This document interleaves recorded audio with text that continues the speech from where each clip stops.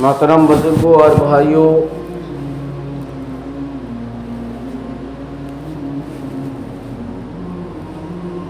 آج پورے عالم اسلام کے مسلمان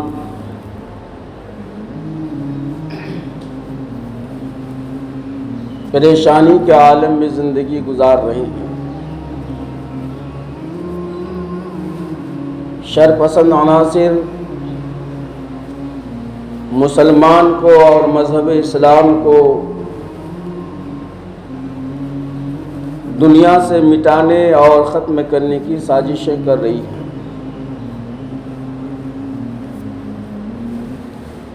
مگر یہ بات ہو نہیں سکتی ہے کیونکہ پوری دنیا کا بقا اور وجود مسلمان اور اسلام کی وجہ سے ہے۔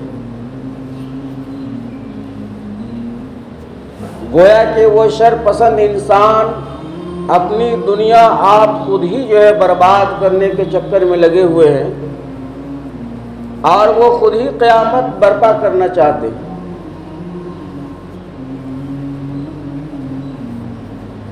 کیونکہ جب تک اس روئے زمین پر مذہب اسلام باقی ہے، اسلام کے چاہنے اور ماننے والے حضرات باقی ہیں، اللہ کے نام لینے والے موجود ہیں، اس وقت تک اللہ تبارک و تعالی اس دنیا کے نظام کو قائم اور دائم رکھیں گے، اس دنیا کے نظام کو باقی رکھیں گے۔ اور جس دن جس روز اس دنیا کے روئے زمین پر اللہ کا نام لینے والا باقی اور موجود ایک بھی نہیں رہے گا، تو پھر اللہ تبارک و تعالیٰ کا حکم نافذ ہو جائے گا اور اسرافیل علیہ السلام سور پھونک دیں گے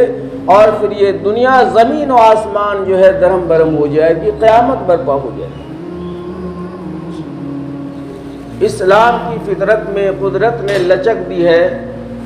اسلام کی فطرت میں قدرت نے لچک دی ہے، تم جتنا دباؤ گے یہ اتنا ہی ابھرے گا۔ اسلام کو مٹانا یا مسلمانوں کو صفحہ ہستی سے ختم کرنے کا عزم و ارادہ کرنا یہ مشکل بات نہیں بلکہ ناممکن بات ہے، ہو ہی نہیں سکتا ہے۔ اور یہ ابتدائی زمانے سے لے کر آج تک اور قیامت تک یہ سلسلہ چلتا رہے گا کہ جو بھی مذہب اسلام پر عمل پیرا ہوگا، جو بھی اپنے آپ کو مسلمان کہلائے گا، تو یہ شر پسند چند عناصر اس کے پیچھے لگ جائے گا، اس کو مٹانے کی اور ختم کرنے کی کوشش کرے گا۔ اور یہ معاملہ ہر دور میں رہا ہے، آدم علیہ السلام سے لے کر قیامت تک یہ سلسلہ چلا ہے اور چلتا رہے گا، یہ کوئی نئی بات نہیں ہے۔ میرے محترم بزرگ اور دوستو، اس کی سب سے بڑی وجہ کیا ہے کہ اللہ تبارک و تعالیٰ کے خزانے میں جتنے بھی نعمتیں ہیں، ان تمام نعمتوں سے جو سب سے اہم اور سب سے قیمتی اور سب سے بڑی اور سب سے انمول نعمت ہے،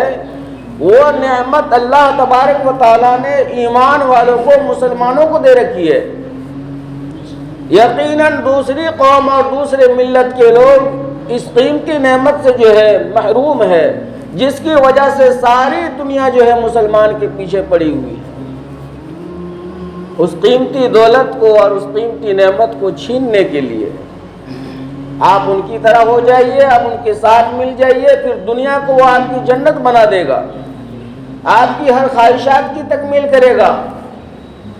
دنیا ہی میں آپ کو جنت نظر آ جائے گی، آپ کی تمام خواہشات کی وہ تکمیل کر دے گا اگر آپ ان جیسے بن جائیں یا اسلام سے نکل کر اس کے گروپ میں شامل ہو جائیں، تو پھر کوئی تکلیف اور پریشانی ذرہ برابر آپ کو نہیں ہوگی۔ لیکن چونکہ قیمتی اور انمول نعمت اللہ تبارک و تعالیٰ نے مسلمانوں کو دے رکھی ہے، اسی کے پیچھے سارے لوگ پڑ رہے ہیں اس کو چھیننے کے لیے۔ ظاہر سی بات، یہ انسان کی فطرت ہے کہ ڈاکہ زنی اسی گھر میں کیا جاتا ہے، چوری اسی گھر میں کی جاتی ہے کہ جس کے یہاں روپے پیسے کا انبار ہوں، بے شمار مال و دولت ہو، قیمتی جواہر ہیرے جواہر ہوں،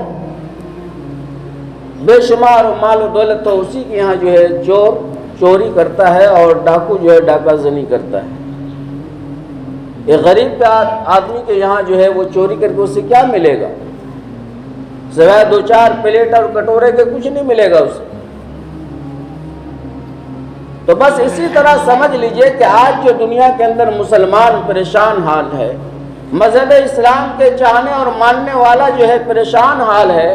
کبھی وقف بل کے صورت میں جو ہے پریشان کیا جا رہا ہے، کبھی NRC جیسے کالا قانون لا کر پریشان کیا جا رہا ہے، تو کبھی کچھ لایا جا رہا ہے، کبھی کچھ لایا جا رہا ہے، اور یہ سارے قوانین اور ضوابط صرف اور صرف ایک کمیونٹی کے لیے لایا جا رہا ہے، مسلمان کے لیے لایا جا رہا ہے۔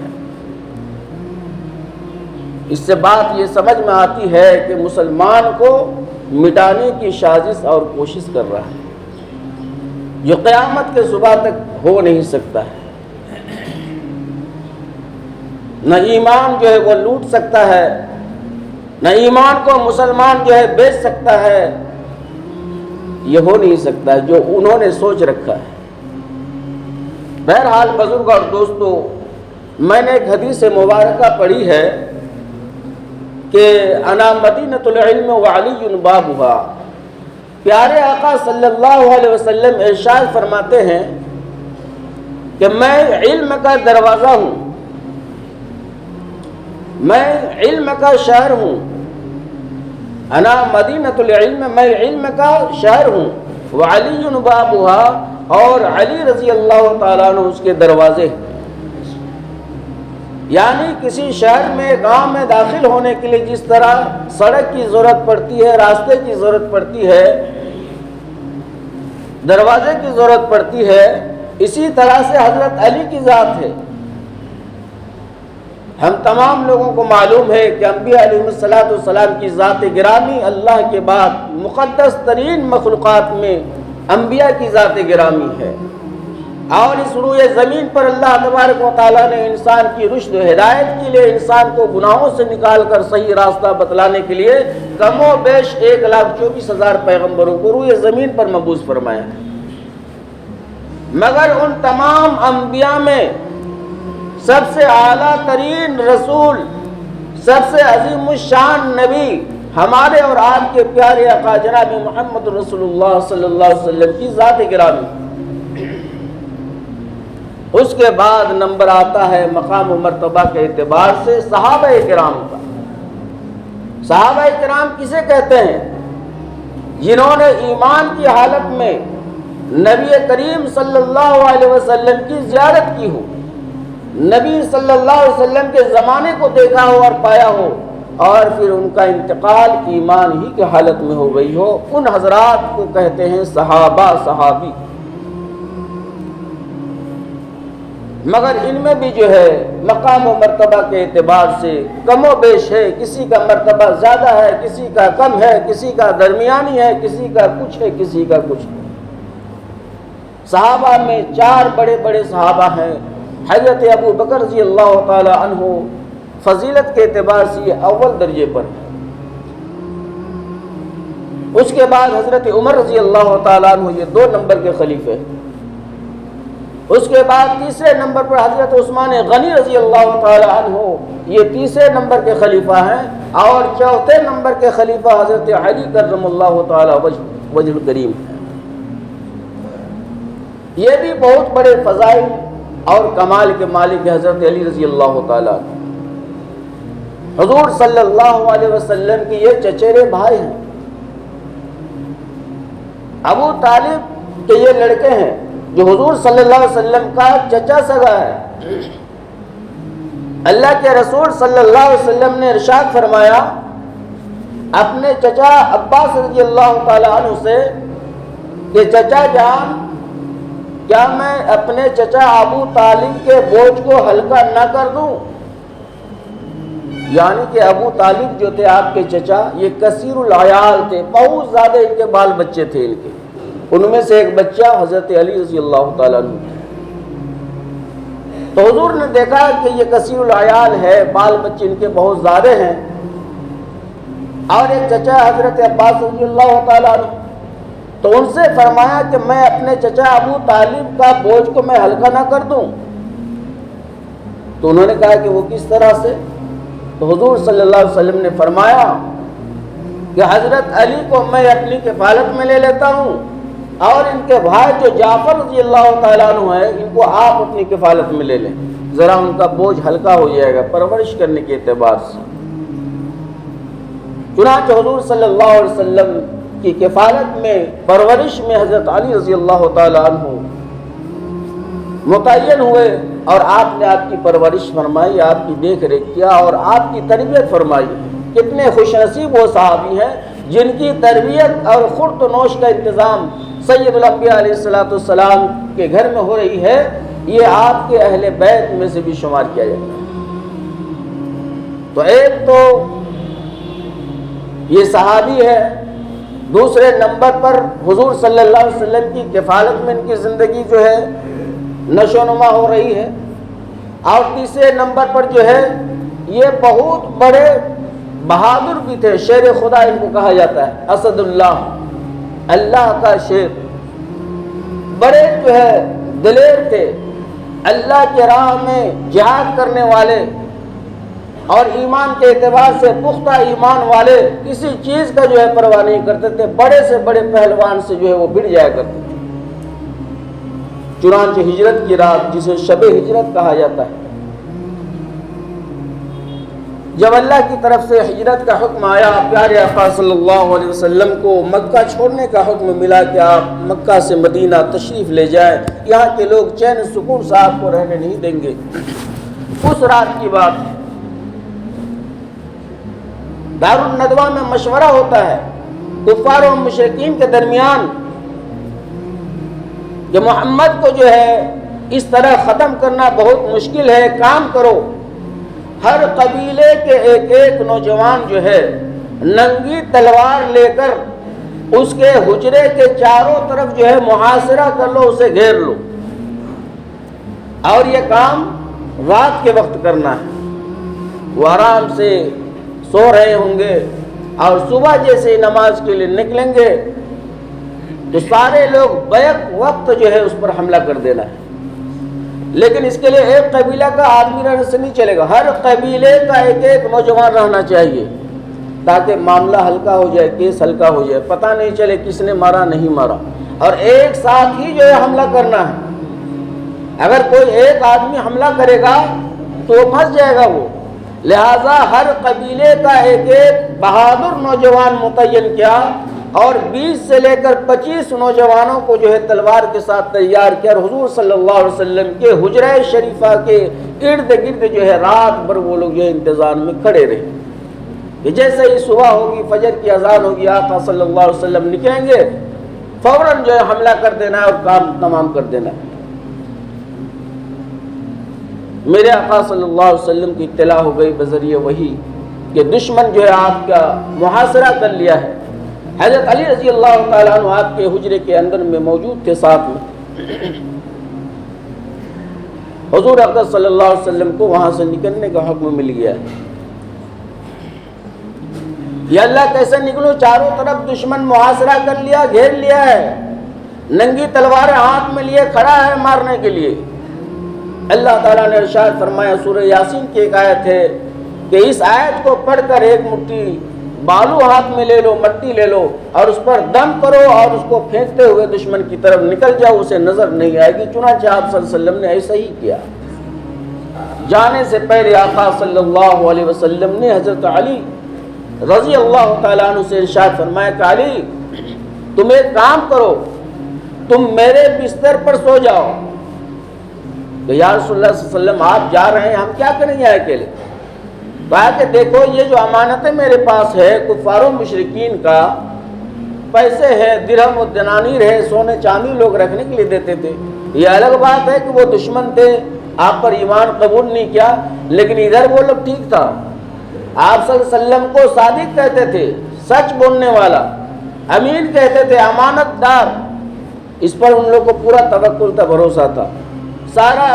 سامان جو قیمتی ہوا کرتا تھا حضور صلی اللہ علیہ وسلم کے پاس رکھا کرتا. تو حضور صلی اللہ علیہ وسلم نے فرمایا کہ میں تو یہاں چھوڑ کر مدینہ جا رہا ہوں، یہ امانت تم اپنی پاس رکھ لو، اور صبح کو یہ سامان جن کا میں نام بتلا رہا ہوں ان کے گھر تک پہنچا دینا۔ علی رضی اللہ تعالیٰ عنہ یہ سوچ سکتے تھے کہ دشمن باہر میں جو ہے ننگی تلوار لے کر کھڑا ہے، محاصرہ کیا ہوا ہے، حضور صلی اللہ علیہ وسلم تو نکل جائیں گے یہاں سے کسی طرح، لیکن پھر ہماری خیریت نہیں رہے گی، جب اسے نہیں پائے گا تو غصہ ہمارے اوپر اتار دے گا۔ لیکن علی رضی اللہ تعالیٰ عنہ نے کچھ نہیں فرمایا، کہا کہ ٹھیک ہے آپ تشریف لے جائیں، میں صبح کو جو ہے امانت واپس کر کے بعد میں مدینہ واپس آ رہا ہوں، اور چنانچہ ایسا ہی کیا گیا۔ جب صبح ہوئی دروازہ کھولا، اندر داخل ہوا، دیکھا کہ ابھی تک محمد نکلا نہیں صلی اللہ علیہ وسلم، تو دیکھا کہ حضرت علی جو ہے چادر اوڑھ کر سویا ہوا ہے۔ پھر ان کا جو ہے منصوبہ اور پلاننگ ختم ہو گیا، وہ رخ کو دوسرے طرف کر لیا اور حضور صلی اللہ علیہ وسلم کو پکڑنے کے لیے آپ کے پیچھے پیچھے دوڑ پڑے۔ تو میرے محترم بزرگ اور دوستو، حضرت علی رضی اللہ تعالیٰ عنہ بہت بڑے بہادر اور بہت بڑے شجاعت کے مالک تھے۔ بڑے بڑے جنگ میں انہوں نے جو ہے اکیلے تنہا ایسے کافروں کا گردن تن سے جدا کر دیا جن کے بارے میں مشہور تھا کہ ایک پہلوان ہزاروں لوگوں کے لیے کافی ہے، ایک پہلوان ہزاروں لوگوں کے لیے کافی تھا، مگر اس جو ہے طاقتور پہلوان سے حضرت علی رضی اللہ تعالیٰ عنہ نے جو ہے تنہا مقابلہ کیا اور اس کا کام پورا تمام کر دیا۔ تو میرے محترم بزرگ اور دوستو، آج جو پریشانی اور مصیبتوں کا سامنا کرنا پڑ رہا ہے، اس کی دو وجہیں ہمیں سمجھ میں آتی ہیں۔ پہلی وجہ یہ ہے جو میں نے عرض کر دیا، ایک انمول اور قیمتی تحفہ اور نعمت اللہ نے مسلمانوں کو دے رکھی ہے، اس کے پیچھے یہ دوڑ رہا ہے، بھاگ رہا ہے اس کو چھیننے کے لیے، وہ ہے ایمان کی دولت عظمیٰ۔ ایمان سے بڑھ کر دنیا میں کوئی بڑی دولت نہیں ہو سکتی ہے، اس کے پیچھے لوگ جو ہے دوڑ رہے ہیں اس کو چھیننے کے لیے۔